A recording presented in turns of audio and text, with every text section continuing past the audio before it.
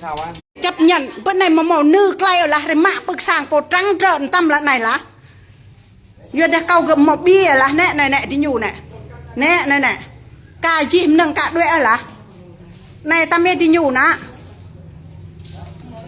để về thả đi ra nhá đừng có ngồi nấp ở đó bằng đây là được rồi đi ra mày là nhất là cái thằng mày á mày đừng có ăn 300.000 của chúng nó thuê mày là mày sướng rồi hả ấy lăng là lẽ rồi mừng này bên đó đất tranh chấp này cũng chưa bao giờ đến cái dưới chỉ có 5 mét dài là 30 mét ấy lăng là phá hết của mình ná ấy lăng là nam hết này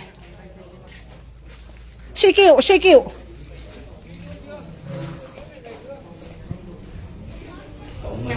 bây giờ đây ngắt một lại cái nhủ cái trong này như ngã đưa lấy hiểu tí là nó rút mà là anh không tin anh qua đầu cô đi đó ông đó ông mập đó nằm pe lấy cày này tê cày nó cày mỏng cô đi cái này hả cày mỏng rôm không cày mỏng ngày đi thường như cái tăng cô thôi này cái nó nhiều ngã àng tật chụp đi nào với tí hả với hả quảng cáo như vậy là được rồi mày sống không được lâu đâu tao nói cho mày biết á ấy lăng là mạng sam tam tất một lui ta làm nâng trời là để tôi bó mày hả rằng nó thùm nâng này đã có một nữ chắc mớ con lăng bên này ấy lăng là này ná kiệu này là không còn một cái gì để bó mày hả hốt hết đồ mình luôn bó mày hả này là nè bố mà hả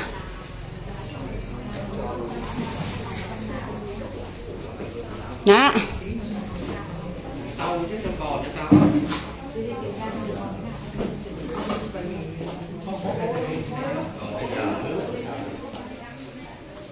bây giờ đất rằng không đến tới kia đâu đất tranh chấp bây giờ cái kiểu nó xông vào kia mà tháo hết nhà cửa trong sau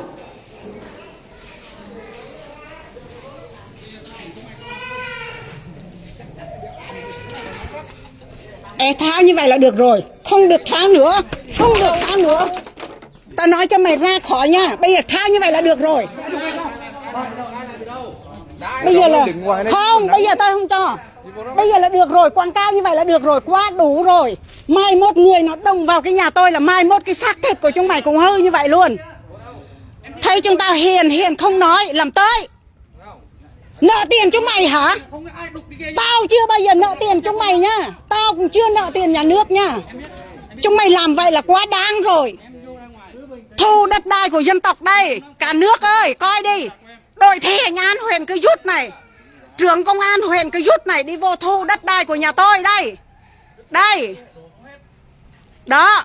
Có phải là hành động như vậy có đúng không? Trong khi đó là tôi không có liên quan gì công việc khác. Tự nhiên vô.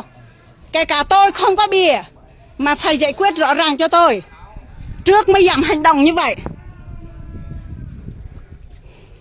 mà thấy chúng tôi không nói bữa trước lúc này rồi giờ này rồi về đi mà nó lên này đồ nào cho cái này bây giờ bằng đó là chết hôm nay lùi cao gì lùi mẹ chết thôi đừng có cho tụi con đừng có chết con mày còn thu mấy cái người đi đây biết nhập được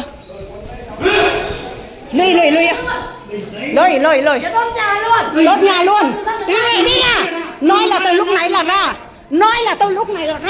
không ra hả chúng mày mà nói rồi quảng cáo như vậy là được lùi bây giờ là nói từ hồi nãy đi ra mày là cái gì đó đơn mà giải quyết của dân tộc nha hạt đinh nó trồng bó người kênh lấy người kênh nhá bây giờ tháo ra lúc nào cũng tháo ra đất của bà Hương không đến bên kia mày dân tộc mà chúng tôi ở đâu cái bà Trình thì bà kia là cái bà đó là lươn lẹo nhất vừa phải thôi nhá đánh ra đi thế mình đi tù luôn mà bây giờ là còn đòi múc đất của nhà tao nữa bà là cái gì đó đây là bà Trần Thị Kim Liên này nhà bà ở dưới Hòa làm tới hả không phải đất của mình mà cũng làm luôn hả không phải đất của mình cũng làm hả đi vô quảng cáo là được rồi Gia đình người ta đã hoãn cưỡng chế. Tự nhiên mà bây giờ cái bà kia bị nấp bên đó, đừng cái gì mà đừng có nấp nhá. Cái bà mà đội cái mũ đen kìa, mày vừa phải thôi.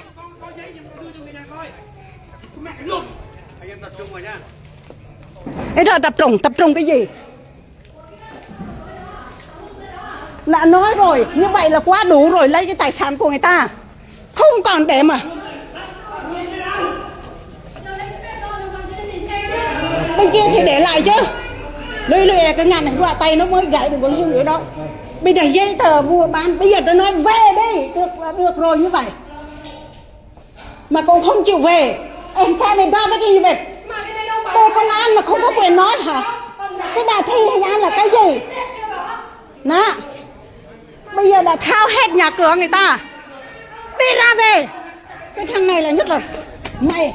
Bây giờ quần áo đâu mà tao mặc hả?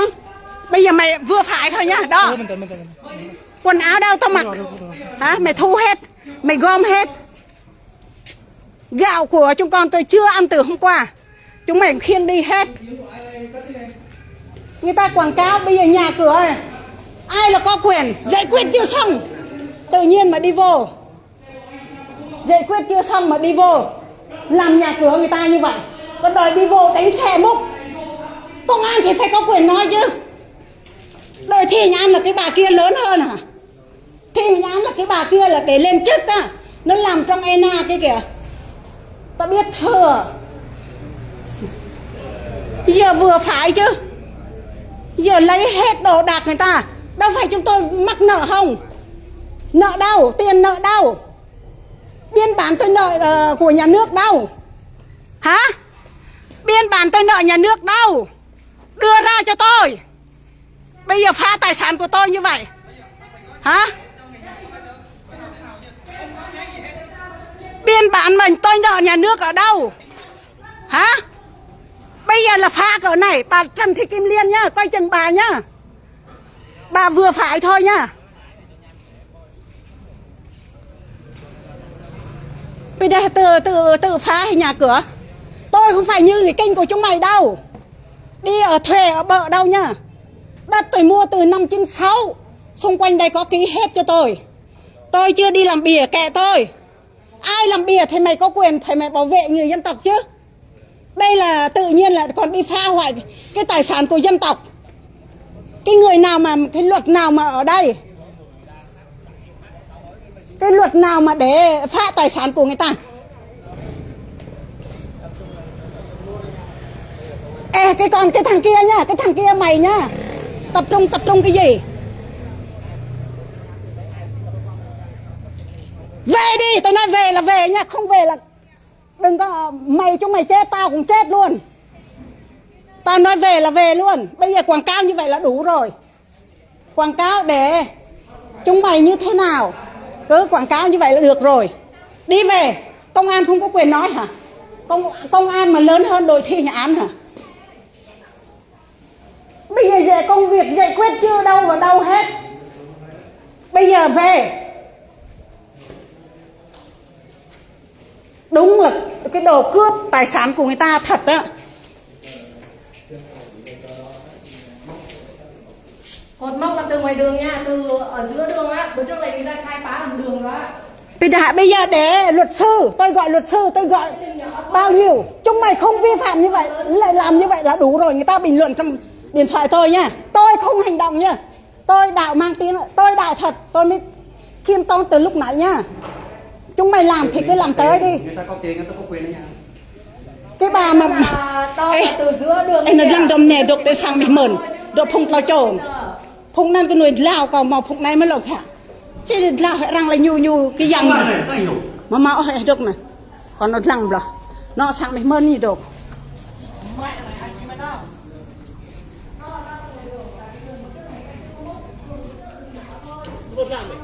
Đủ thì đi nhìn nập được. Còn nó răng nhiều. Ta đã nói là đuổi đi là đuổi. Bây giờ bà ra quảng cáo như vậy là bà đủ cái thân của bà rồi. Đừng có mà cái loại người á, đi ăn cướp của dân. Tao 30 năm tao ở đây. Nó thì không đầy đủ. Chúng mày ra là chúng mày không có quyền mà ngồi hứng ở đây đâu. Chúng mày cán bộ, không phải cán bộ nha. Nè tăm một người, cái con này này. Nè con này này. Bây giờ mày là mua đất, mày trước khi mày mua đất là mày sao mày tìm hiểu. Mày đi ra khỏi nhà tao nha. Này tao phùng lấy lăn như này. Tao thấy một lần cái thằng này này. Còn gia đình tao từ đó hồi đấy chưa bao giờ mà tao hành động cho mày nha. Mày đi ra nha. Hả? Không, bây giờ chị phải làm tới. Để anh giải thích cho Chị như em bây giờ nếu mà chị mắc nợ là chị chấp nhận chị giao như nhà cửa như thế này em công nhận không? Mà đây từ